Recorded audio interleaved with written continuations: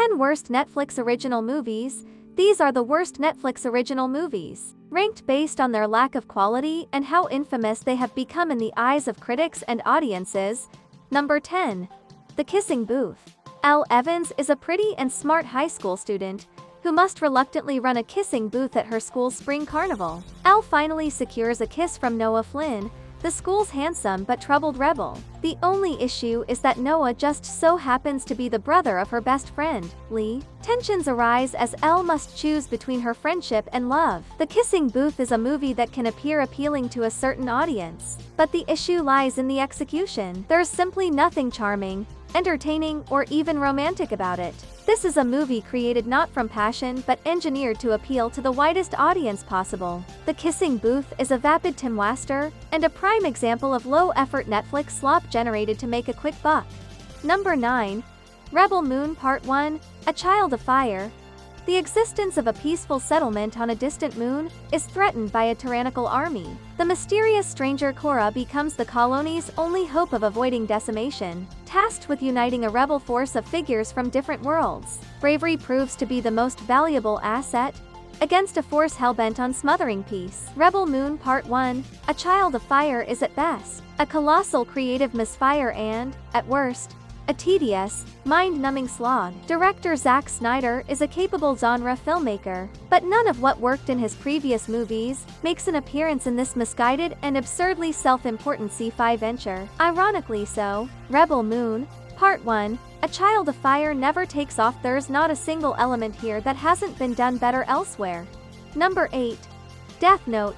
Intelligent high schooler Light Turner stumbles across a supernatural notebook that has the power to kill anyone whose name is written in it. Of course, with such power comes great responsibility, but Turner has different ideas in mind as he launches a vengeful crusade against any he deems as unworthy of living. While by no means a good movie in any regard, Death Note is perhaps the most offensive to fans of the acclaimed source material. None of the nuance or stimulating moral quandaries are present in this American remake of the Japanese manga or wildly popular television series. Not even the wicked voice acting talents of Willem Dafoe saved Death Note from complete and utter mundanity. This is an exciting story that deserved so much better. Number 7. Uglies. In a future dystopian world, extreme cosmetic surgery is enforced at the age of 16 as a means to make all citizens of society pretty and uniform. Teenager Tally Youngblood isn't keen on this forced conformity and rallies a force of fellow Uglies against an oppressive force that views natural beauty as a threat to humankind. Uglies is about as tacky and unsightly as the movie's title would suggest. It uses the familiar yaw narrative, but the execution makes it feel hideously outdated. They don't make movies like this anymore, and perhaps that's for the better. There's nothing convincing about a movie as artificial as Uglies, making for a wholly ironic clashing of creative intent and technical execution. Number 6. The Cloverfield Paradox. In the near future, Earth is facing an energy crisis. Dwindling natural resources and political turmoil have set humankind on the brink of total self-destruction. Orbiting the Earth is the Cloverfield Station, operated by a group of multinational scientists and engineers readying to test a device that could solve these dire issues. Unfortunately, when their experiments go horribly wrong, there may not be much left of Earth to save. Despite a wildly compelling marketing campaign on par with the original Cloverfield, the Cloverfield Paradox offers very little substance or interest. A promising setup gives way to a painfully derivative sci-fi hodgepodge that is woefully lacking intrigue. The Cloverfield Paradox is tedious and disappointingly unwilling to expand upon its grander ideas. Perhaps the worst aspect of the Cloverfield Paradox is the studio manipulation behind attaching a franchise name to a project that bears little resemblance to the greatness that came before it. Number 5. The Open House. After witnessing a tragic and traumatic event, teenager Logan Wallace is eager to move on as he and his mother move into a vacant mountain house. Unfortunately for the pair, this move will be anything but a fresh start as their new home falls under siege by threatening and violent outside forces. The Open House is a horror thriller that never takes off. Poorly acted, convoluted, and incredibly dull. It's a Netflix original that's sure to induce more yawns than thrills. There just really isn't anything that can be taken away from a viewing of The Open House. Aside from a wildly subversive ending, that makes the previous 90 minutes feel like even more of a waste of time than it already was. Number 4. He's All That.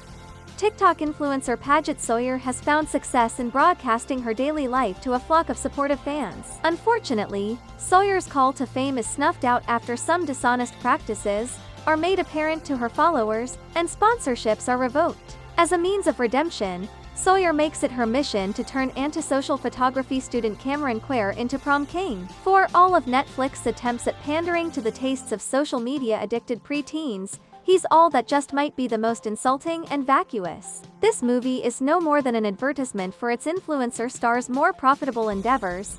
It all reeks of disingenuous gratification of Gen Z culture. He's All That has no interest in offering anything of substance. It's all monetary and totally devoid of inspiration. He's All That is one of the most shallow examples of Netflix commercialization and market study at the cost of creativity. Number 3. 365 Days.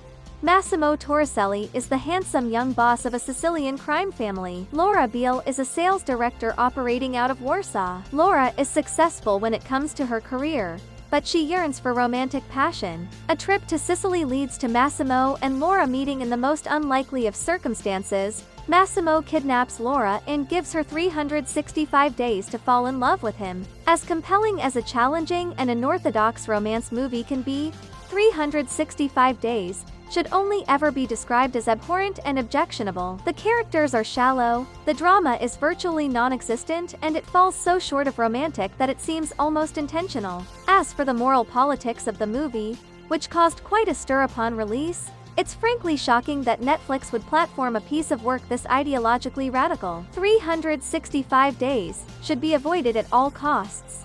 Number 2. The Ridiculous Six.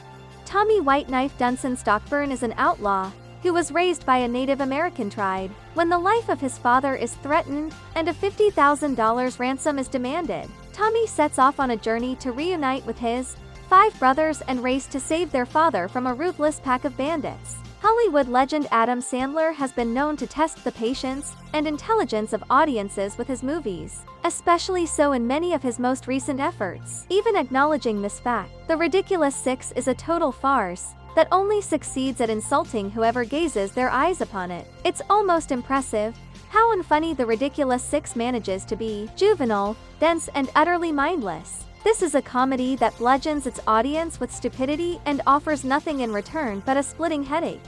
Number 1. The Last Days of American Crime.